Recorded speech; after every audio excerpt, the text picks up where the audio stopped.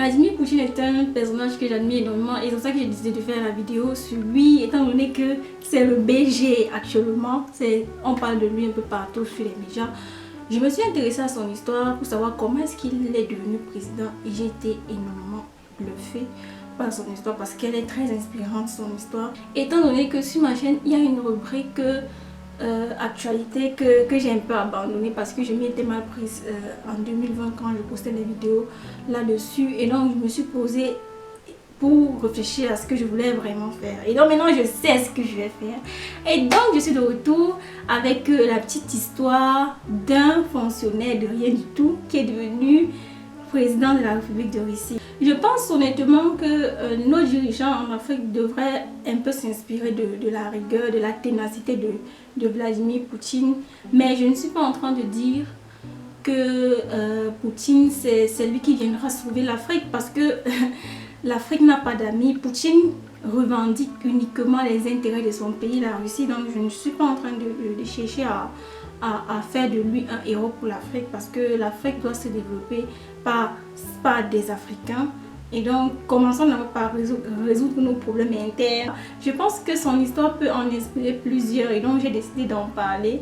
Donc on va commencer.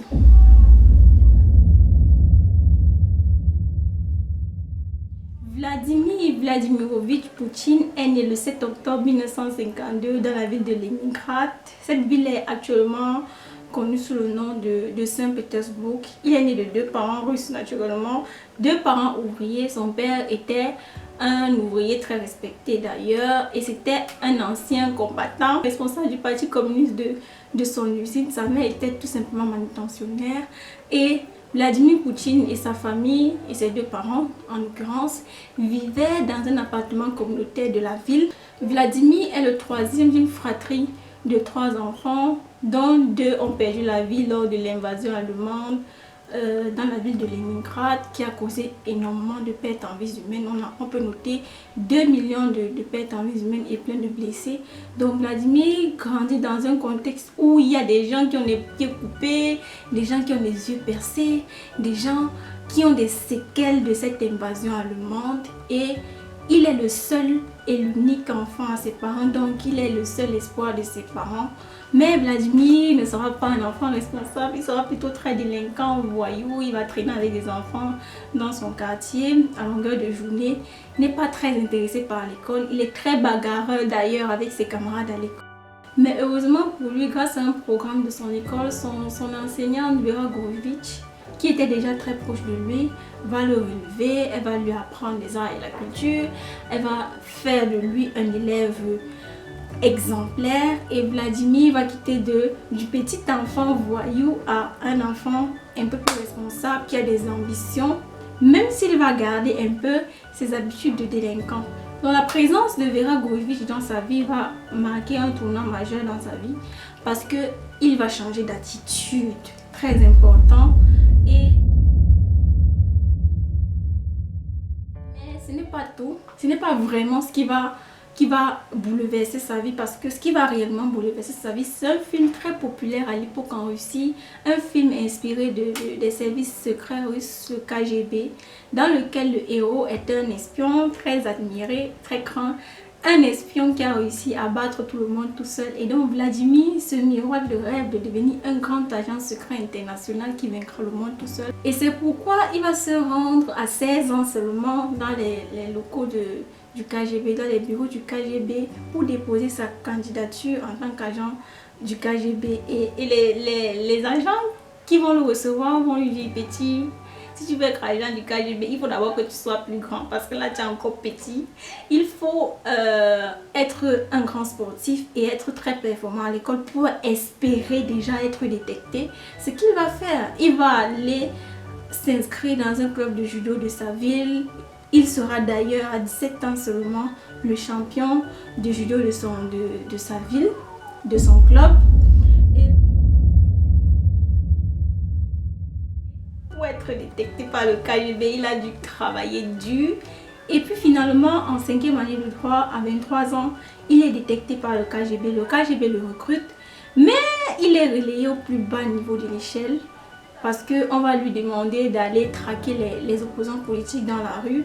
travail qu'il n'apprécie pas, qui est déjà très désagréable et fastidieux, mais Vladimir espère gravir les échelons dans le KGB et donc il va accepter, il va persévérer, je dis ça comme ça. À 32 ans, il est envoyé à l'université du KGB où il recevra une formation propre, une bonne formation d'espion, comment ouvrir les coffres-forts sans qu'on ne sache que tu as ouvert, comment mettre des micros sur les téléphones, sur les appareils et tout le tralala de l'espion.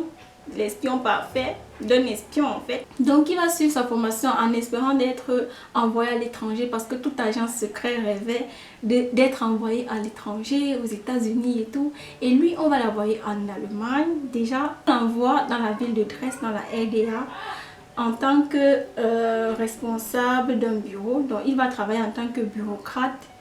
Et son travail consiste à mettre à jour les fiches de renseignement sur les opposants. Travail qu'il n'apprécie pas. Il s'installe en Allemagne avec sa femme et ses 2 filles parce que à l'époque, Vladimir Poutine s'est marié à une hôtesse de l'air et ils ont eu 2 jolies petites filles. Il s'installe avec sa famille à Dresde. En 14 ans de carrière, Vladimir n'a jamais été reconnu par ses supérieurs. Il n'a pas d'avantage particulier, il est juste un simple bureaucrate. Alors qu'il rêvait d'être un grand agent secret international, un grand espion, Vladimir va entrer en dépression, il va prendre... Après la chute du mur de Berlin, les manifestants vont vouloir s'attaquer au KGB parce que pour eux, le KGB c'est synonyme de dictature et on assistait à une époque où on voulait abolir la dictature au profit de la démocratie. Et ils vont se diriger vers le locaux du KGB où travaille Poutine avec ses collègues et vont menacer d'entrer. Mais heureusement, Poutine va sortir tout seul d'ailleurs et va réussir à les dissuader d'entrer en parlant avec fermeté et sans crier. Et comme par magie, les manifestants vont rebourser chemin et rentrer chez eux. Dès ce jour, Poutine comprendra que l'Union soviétique, le KGB, tout ça, c'est du passé. Ce n'est plus vraiment ça. Quelque temps après, le KGB sera fermé à Dresde et Poutine sera obligé de rentrer à Leningrad avec sa famille, dans l'appartement communautaire de ses parents, dans une chambre proche de la chambre de ses parents, avec ses enfants et sa femme. Quelle honte! Donc il se retrouve là. Arrivé à Leningrad, il est nommé directeur adjoint à l'université de la ville et puis quelques temps après, il est conseiller adjoint au maire. On ne sait pas très bien comment il s'est retrouvé là, mais il était là et il était très apprécié par le maire Sobchak à l'époque parce que Poutine était le toutou parfait. Il ne remettait jamais en question ce que le maire disait, il ne le contredisait jamais, contrairement à ses collègues. Et donc le maire avait une grosse préférence pour lui, c'est pour ça qu'il l'avait choisi. Et donc il a bénéficié d'énormément d'avantages. Il a une voiture de service, une maison beaucoup plus appropriée. Dans son niveau de vie élevé, la galère passe. Il bénéficie de tous ces avantages avec sa femme et sa famille. Il est dans le système, c'est ça le plus important. Il reste proche de Sobchak et quelques années plus tard, Sobchak va se présenter aux élections municipales, mais il les perdra. Mais Poutine restera loyal à lui. Et cette loyauté à toute épreuve constituera l'un des traits de caractère qui seront très appréciés plus tard par les oligarques. Donc nous sommes en 1991, l'Union soviétique est dissoute, le KGB aussi, il y a une forte poussée de criminalité dans le pays et dans la vie. Le pays est sans dessus ni dessous et est gouverné par un président qui veut moderniser la Russie et cette modernisation va échouer. En 1992, la situation économique du pays va se dégrader, il y aura une forte poussée de corruption et les prix sur le marché vont augmenter, pourtant les revenus n'augmentent pas, donc les populations auront du mal à s'alimenter, tout simplement à s'alimenter. Et il y a un groupe d'individus qui vont en profiter. Il y a des opportunistes qui vont profiter de la situation pour se faire de l'argent, qu'on appellera les oligarques. Les oligarques sont ces gens-là qui détiennent réellement le pouvoir et qui ont toutes les richesses du pays. Et dans toutes ces soupçons de corruption, Vladimir ne sera pas exempté parce que effectivement il est coupable de corruption. Il a fait quelques détournements à la mairie et donc il sera interpellé Et lors de son interpellation, il va avouer qu'effectivement, il a détourné de l'argent ou alors il a fait des malversations financières. Mais le maire Sobchak, face à tous les autres qui disaient il faut le renvoyer et tout, va préférer le garder. Et tout ça en partie à cause de sa loyauté et tout le respect qu'il portait à ce maire. Et à cause de cette décision, Poutine sera éternellement reconnaissant et fidèle à Sobchak, au point où quelques années plus tard, il va se présenter aux élections municipales qu'il perdra, mais Poutine restera toujours de son côté parce qu'on sait très bien comment les politiciens sont. Donc Poutine restera de son côté et c'est de là que les oligarques vont commencer à le remarquer. Et en 1998, il devient directeur du FSB. Le FSB, c'est le remplaçant du KGB, les services secrets russes. Retournement de situation, un agent qui n'avait jamais été reconnu par ses supérieurs au KGB se retrouve patron du FSB. Donc il se retrouve là. Et nous sommes dans un contexte où le président Eltsine au pouvoir n'exerce pas vraiment le pouvoir parce qu'il est fatigué, il est malade. Et le pouvoir est réellement détenu par les oligarques qui cherchent un pion qui fera tout ce qu'ils veulent parce qu'ils ne veulent pas mettre un individu qui va les empêcher de continuer de s'enrichir.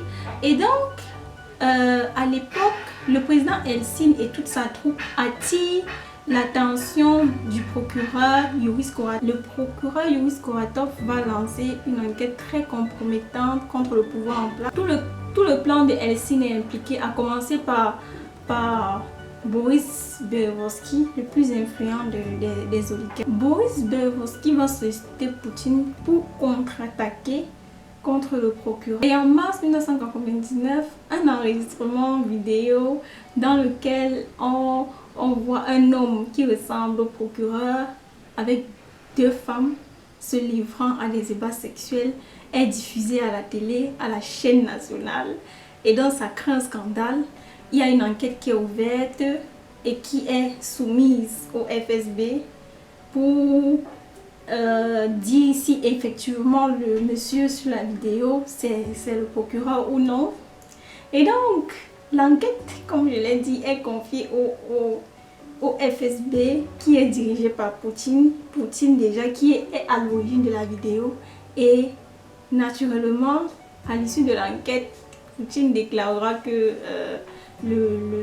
l'enregistrement, le monsieur dans l'enregistrement, c'est effectivement le procureur. Et face à cela, le procureur a été obligé d'abandonner toutes ses poursuites contre le pouvoir en place. Et finalement, le président se retrouve hors de danger, les oligarques aussi.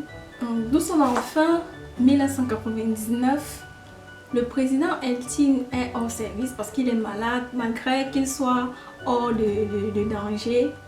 Il est hors service. Ce sont les oligarques qui gouvernent et ils ont besoin d'un pion là qui fait semblant de gouverner et qui fera tout ce qu'ils veulent.